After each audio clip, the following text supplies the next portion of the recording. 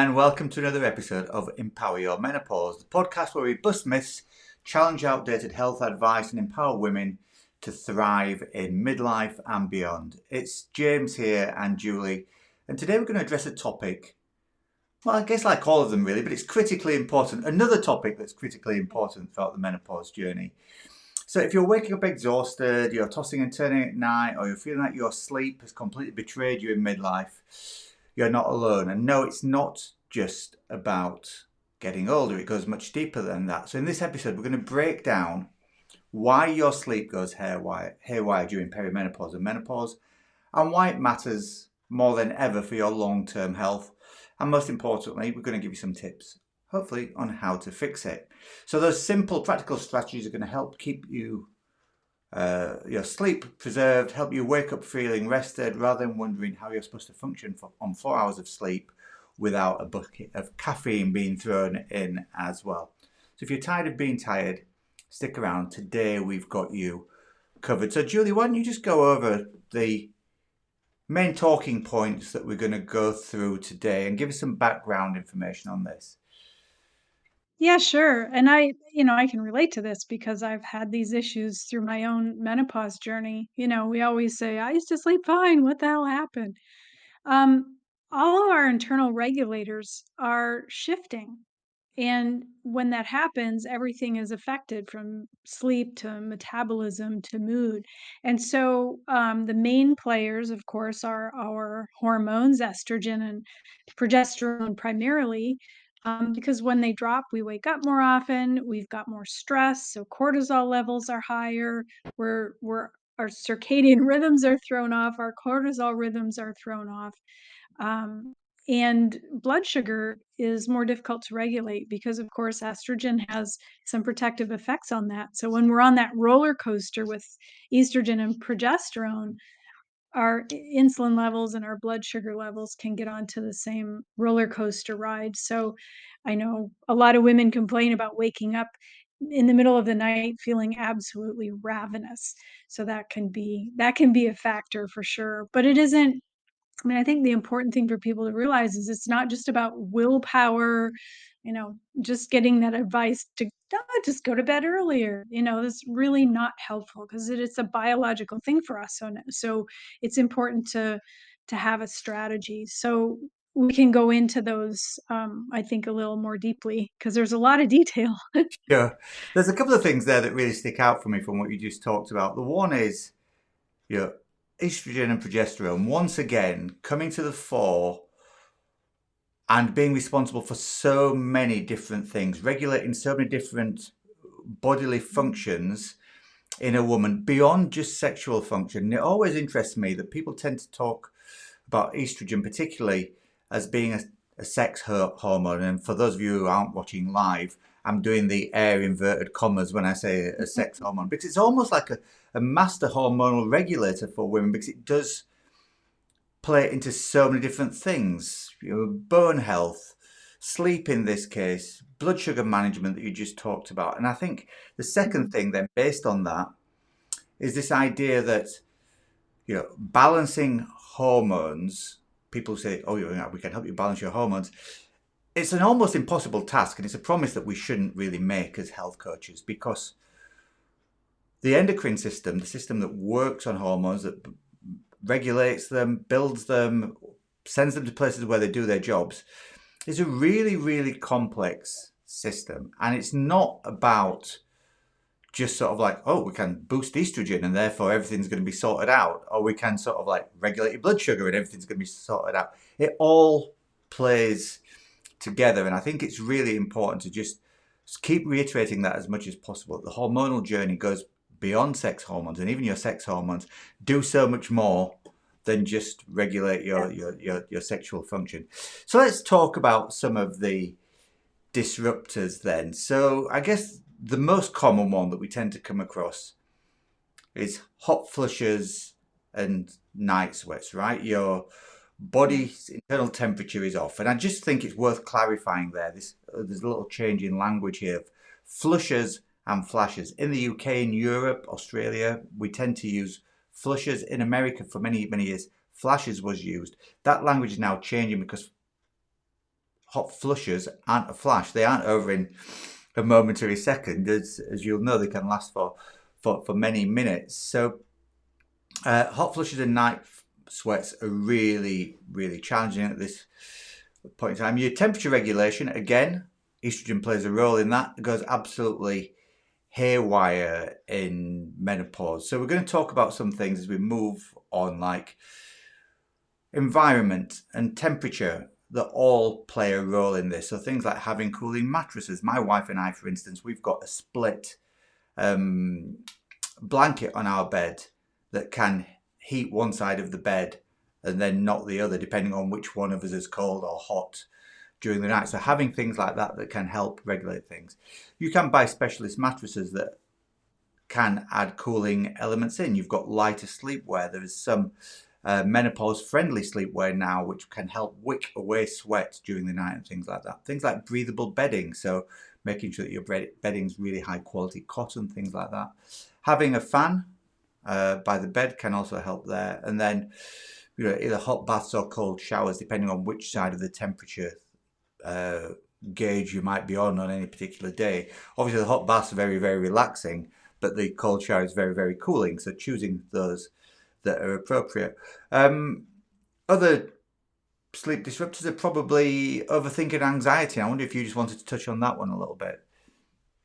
Oh yeah, absolutely. This is one of my favorites. Like your brain won't shut off, right? The hamsters are running on the wheel and all of these weird thoughts come up in the middle of the night. You don't even know where they're coming from, really. But when we're constantly stressed and we're not managing our stress very well or regulating our stress very well, this cortisol cycle gets completely flipped upside down because ideally cortisol levels will rise early in the day, and that gives us energy to face our day, and then it tapers off as the day goes on so that we can get into sleep. But when we're on this constant stress cycle, cortisol levels are all over the place, and that's not fun because cortisol will preferentially cause you to store fat. When you're constantly stressed, your body will kind of shunt circulation and attention away from other body functions because it's really focused on dealing with the stress. So it means we don't digest our food as well. It means we have these elevated levels of cortisol. So in menopause, we're already preferentially storing more body fat to help us with estrogen, and adding cortisol to the mix really doesn't help. And when you don't have a good way to de-stress, it doesn't just magically turn off at bedtime when you lie down to try to go to sleep. But, and it's not that your brain is broken, it's really trying to protect you. But when we tend to finally stop as we're ignoring all of these other things that are going on during the day, that subconscious mind kind of does a brain dump on us. So without having a way to navigate through that, all of those thoughts are just going to come sort of out as soon as we do stop and we're relaxed in bed. So some of the things that you can do are using journaling as a sort of stress management technique, maybe doing some yoga or something to unwind, meditation, breathing exercises. Something I found really helpful is to have a pen and pad next to my desk, next to my on my nightstand, and do a brain dump either right before I go to bed, or if I do happen to wake up in the middle of the night, to just whatever's on my mind, write it down. Because especially since brain fog is a thing at this time of life, a lot of times we wake up worrying that we're going to forget something important that maybe has popped into our mind during the evening. So having that available and using pen and paper or pencil and paper and not your phone to make those lists Mm. is important, because it really doesn't that blue light from your phone really doesn't help with the sleep cycle or the stress cycle. So and diet plays into this a lot, as well. And James, you want to talk about that?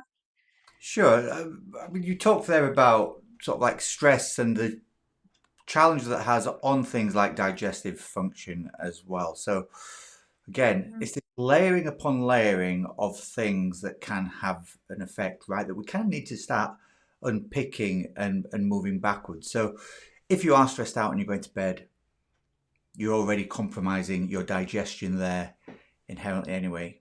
Cortisol, as you said, is going to preferentially help store body fat.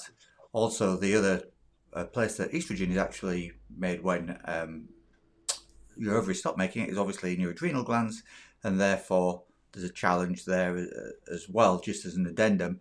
But beyond that, things like the timing before you go to bed, when you eat your last meal, are really, really important. You probably need 2 or 3 hours to get to start digesting your food before you go to bed.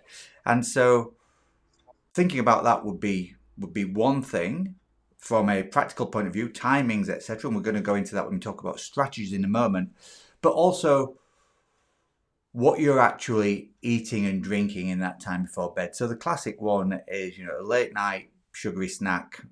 Usually comes about because we've not eaten consistently during the day, and therefore we're going to bed or hungry before we go to bed. So anything with any sugar in it, particularly, I find many clients report that if they go out and have a meal, and they have a meal that's late, and they have dessert at the meal, that can be a challenge for them because that is sending their blood sugar levels haywire just before they go to bed. So you've got those blood sugar rises and falls there.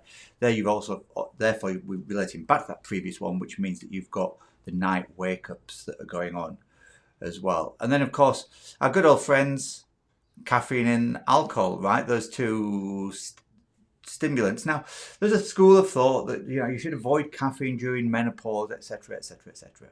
It's not strictly true. Like all things, there's a continuum on the quality of coffee that you can have. There are some studies that will show that caffeine will increase things like hot flushes down the line. There's some studies that show that it can help with some menopausal symptoms as well. So I don't think banning caffeine is probably the answer, or probably what we're looking for here. But certainly keeping it out of the later part of the day where it's more likely to keep you up at night would be one thing that I would be thinking about suggesting for anybody who's challenged by this. So maybe, keep your coffee to that early morning routine whereby you're waking up, cortisol levels are high, you want to have a bit of a boost, wake up, etc. Fine. Having a cup of coffee sort of like 6-7 o'clock at night can be a bit of a challenge. My mum's a prime example. My mum actually goes to bed with a cup of coffee by the bed, and she'll sip it through the night and then wonder why she's not sleeping through the night. It's quite crazy when you think about it. Certainly counterintuitive, but she's got by on it for years and she's happy with it, so I just let her get on with it. Then, of course, the other one is alcohol. And once again, we're not demonizing alcohol, we're just highlighting the challenges that arise from drinking for women at this time of life. And one of those things is that it's a massive sleep disruptor. I had one of my personal training clients was in the gym with me the other day, 6:30 in the morning. She got up, she'd had a terrible night's sleep, and she was working out with a partner, a friend of hers, who they do a session together. And she said, I had a dreadful night's sleep last night. And the first question her friend asked her was, did you have a drink? And the answer was yes. She'd had 2 or 3 glasses of wine quite late at night before she went to bed. And so she recognised that was a trigger, but obviously not as much of a trigger as to make her want to stop doing it. So here's the truth about alcohol. There's a common misconception that drinking helps you sleep better, and it's not true at all. What is true is that it can help you get to sleep better, but it doesn't help you have a solid night's sleep after that. We've talked before about the idea that sleep cycles run in around 20 minutes or so, 20 to 30 minutes, and so it can cause you to wake up for all manner of reasons, for the disruption that it causes chemically in your body, to the fact that the more we've had to drink, usually the more we need to get up and pee during the night as well. And therefore that can also be a challenge. So they're the things that I'd be thinking about looking at. So 4 things in that area of diet and stimulants. One is what time you're eating late at night. The other one is what stimulants do you have? Think about coffee and alcohol. And then the fourth one is sugar spikes later on as well. But I guess the key takeaway here is, good sleep doesn't start at bedtime. It starts with what you do throughout the day. And I think that's a really good place for us to come into the idea of creating a routine, right? And I say that because what you do throughout the day is important. And I always think when we're creating a sleep routine, it's best to start from the end point. And ultimately, the end point is, what time do I want to get up in the morning? And then start working backwards from there. Because I think that's really, really important. So how we wake up is super, super important. Are you hitting the snooze button on those 9-minute, I think it is, cycles that an iPhone gives you? I'm not sure what it is on an Android phone, but on an iPhone, I know that the snooze alarm is 9 minutes. And there are all kinds of studies that show that continually hitting that snooze alarm is bad for your sleep because it doesn't allow you to go through one of those 20-minute sleep cycles that I talked about before. Yeah, so that snooze alarm is really, really not your friend when it comes to waking up in the morning. Then the next thing I'd say is, you're trying to get some daylight. I know that if you live in the northern hemisphere, like we do, and particularly if you live in the far reaches of the northern hemisphere at this time of year, that can be a real challenge because daylight is precious. But trying to get some daylight really kicks off your circadian rhythm. It helps with that cortisol rise that we're looking for in the morning to get us going, to give us that get up and go. So that's really important. And then I'd say working back from there is really important too. So if studies show that there is a Goldilocks period when it comes to how much we should sleep. So around 9 hours, 9 and above tends to be too much. 7 and below tends to be too little. And so your Goldilocks period is that old thing that your mum always used to tell you, make sure you get 8 hours of sleep a night. It's kind of where you want to be looking at. So if you want to get up at 6:30, 10:30 should be your bedtime. So we're working backwards from the morning until the evening, and then play everything back from there. So I think that's really important. We talk to our clients about doing a 3-2-1 routine. I know that you're going to talk about ditching screens in a moment, but that just very briefly, 3 hours beforehand, no food to help with that digestive thing. 2 hours beforehand, no work, and then 1 hour. I know you're going to talk about that in a second. The idea of ditching screens before bed, because that's really important as well. So look at the timings then backwards from the morning to the evening, and then you can work back using that 3-2-1 routine to work that out. And then, of course, there's the bedroom environment, right? And there are a couple of things to think about looking at here. We talked before about things like, bedding and nightclothes and things like that will help regulate your temperature. Trying to keep your bedroom generally at a regular temperature of around 18 degrees Celsius, I think that's about 65 Fahrenheit, is the kind of thing that you're looking at. Your body sleeps better in a cool environment, despite the fact that for many of us, a warm environment makes us sleepy. So there's something counterintuitive there, obviously. But yeah, a cooler environment would be where I'd be looking to start.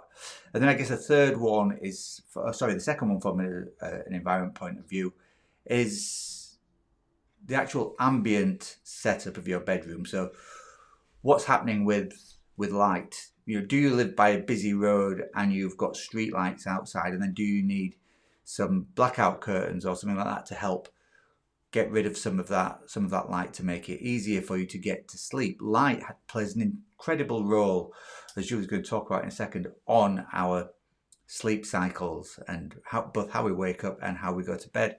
And so I know that even me personally, again, going back to this idea of living in the far north, in the summer, where I live, it's getting light at 4 a.m. As soon as that 4 a.m. bit of shaft of light comes through the window, I am ka-ching awake. And so light plays a real role. So trying to look for ways to actually keep that light out is really, really important. And similarly with noise, obviously, noise can be a challenge for us, both getting to sleep and staying asleep. So again, what can you do to help with that? Can you use earplugs? Can you get some extra thick drapes that will help keep the noise out? When it comes to the light, can you wear a sleep mask?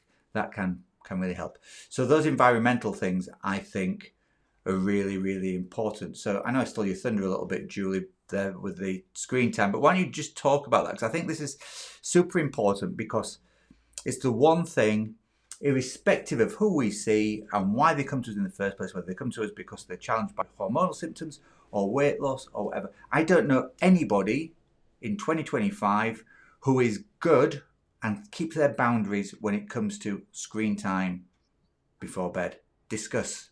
Yeah. Yeah, discuss. It's huge, and I there is, without exception, every single person we have worked with who has done this has improved their sleep. And that is to ditch your screens an hour before bed.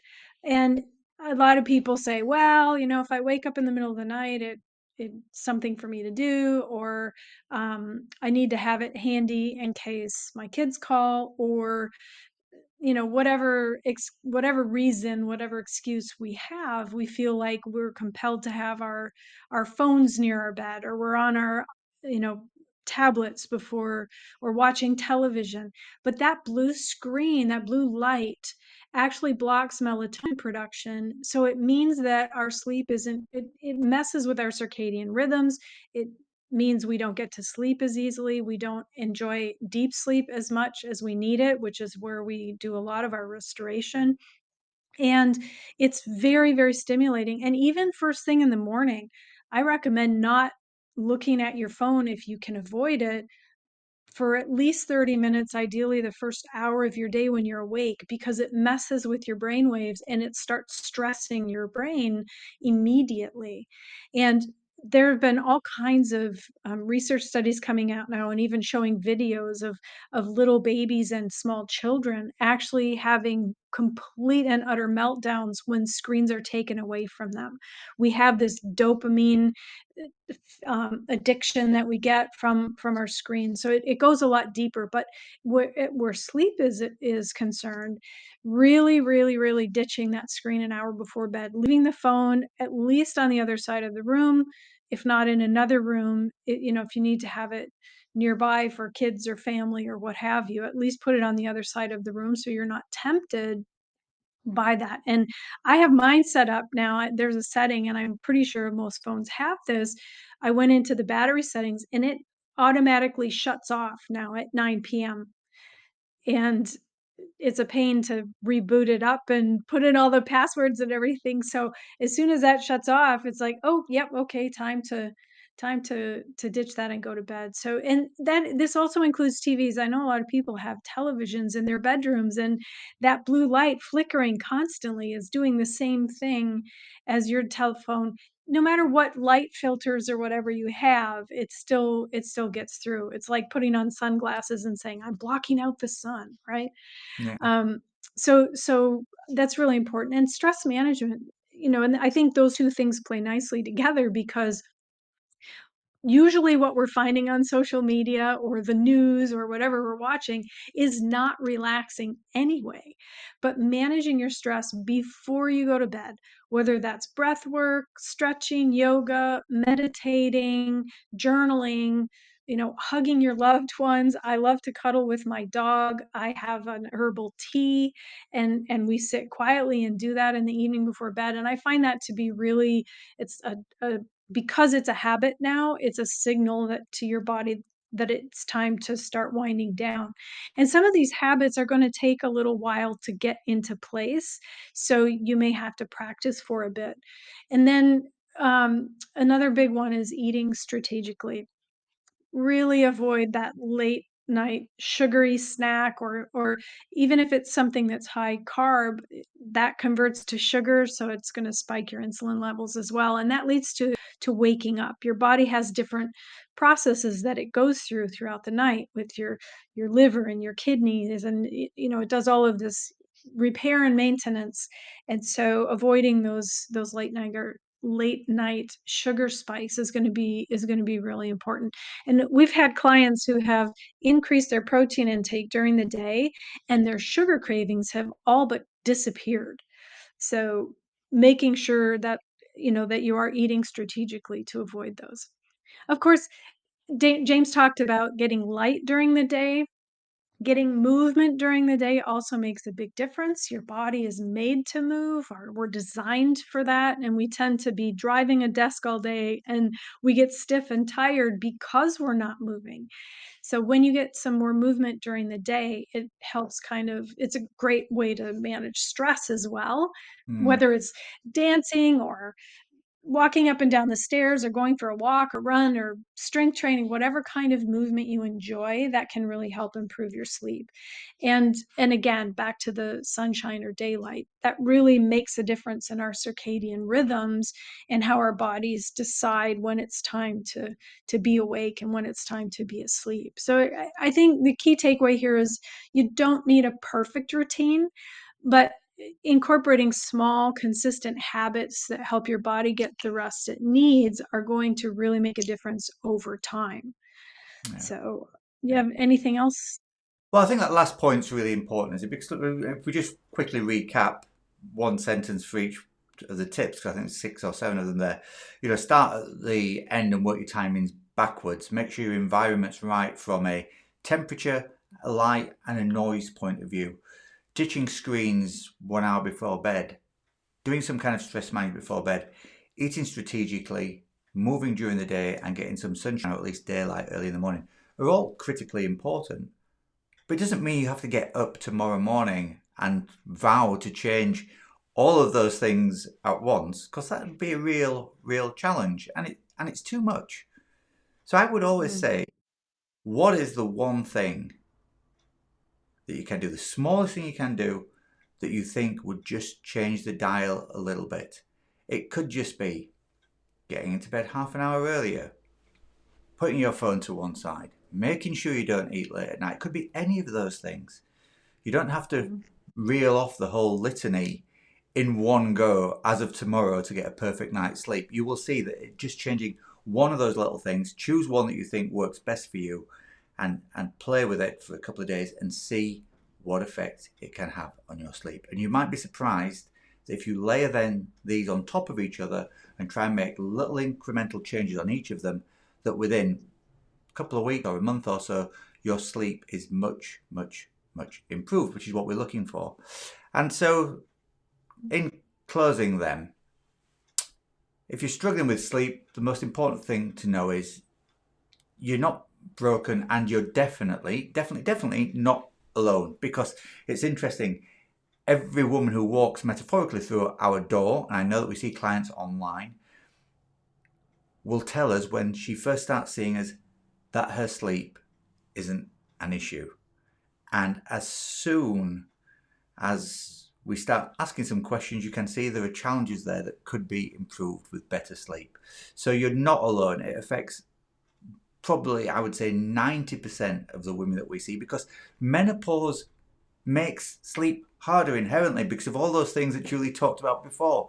Your hormones are playing up and they aren't playing nice together, and therefore it is a challenge. But with the right approach, you can wake up feeling much more rested. And remember, the right approach isn't go out there now we find a starting gun, go out there and try and sprint to some kind of sleep finish, because that won't work for you either. But just try and change things slowly and steadily. Julie, do you want to round off by just telling people we've got another one of our workshops coming up that's going to be free for them? Yes, if you want to dive deeper into how to reclaim your energy, we've got our free workshop coming up on March the 5th. We'll be sharing some simple lifestyle changes that you can make that will make a massive difference in how you feel every day. And you can go to foursecrets.fabulousbeyond40.com to find out more details. The exciting thing is that we're going to have a really big prize draw at the workshop for live people who attend live, and it's worth hundreds of pounds. So we really want you to come and participate and yeah, take that action and learn some other ways that you can actually better manage your menopause and your sleep. Yeah, there's a couple of other things that you could do then as well. Go over to Facebook and search our group, Fabulous Beyond 40 Coaching, the group. You'll find that just by searching for it. Join us. It's a private group. There's 500 or 600 women in there. We exchange strategies. It's all free things for you to do there. We do challenges, all kinds of different things. If you want to speak to us on a one-on-one basis, you can book in to talk to us for free, 45-minute call. We will give you the a basic roadmap to start moving forward, absolutely free. Then if you want to find out what it's like to work with us, we can explain that on the call, but don't worry about that. Just book the time. We offer it, so take advantage of it. And then finally, please like and share the podcast if you have enjoyed it and you want to like and share it. That is because the more people we can help, the better it will be for everybody. So on that note, it's been James and Juli from Fabulous Beyond 40 on the Empower Your Menopause podcast. We will see you next time. In the meantime, stay strong and stay fabulous, and we'll see you soon. Take care.